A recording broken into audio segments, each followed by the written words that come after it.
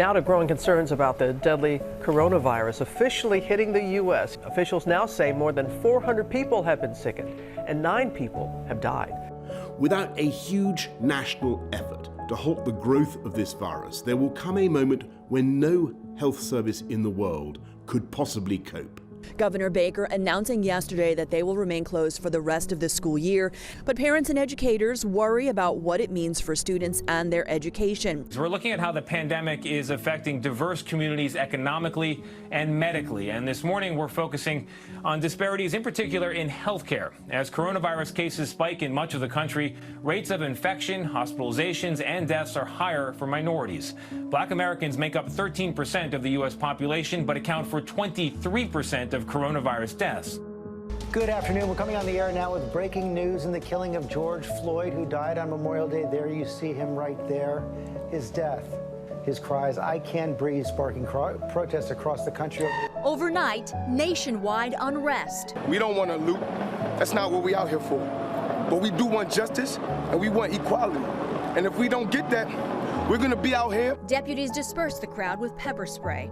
Soon after that, police began to fire off flashbangs to disperse the crowd that had gathered here. And it's important to note, guys, that the people who gathered here for this massive demonstration, they were peaceful. The message is we're peaceful, and it reflects on black people. Breaking news now. In the latest U.S. unemployment numbers, a quarter of American workers have now applied for unemployment benefits since mid-March, when the coronavirus pandemic escalated in the country. Welcome back, everyone. Justices deciding by a 6-3 vote that Title VII of the Civil Rights Act of 1964 does, in fact, protect LGBTQ workers from workplace discrimination. This is a landmark decision. It definitely is for LGBTQ people all across this country. Another very busy night of news, and the images coming in tonight are just devastating.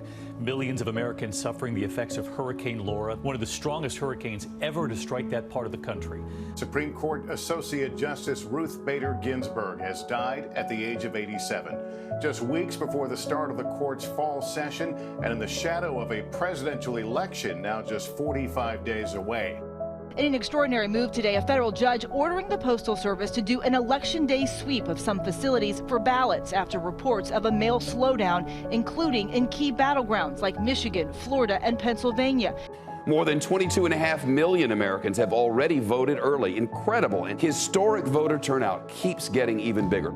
Jubilant crowds gathered outside the U.S. Supreme Court. Many here are so-called dreamers, the children of undocumented immigrants who are now assured of the right to residence for the foreseeable future.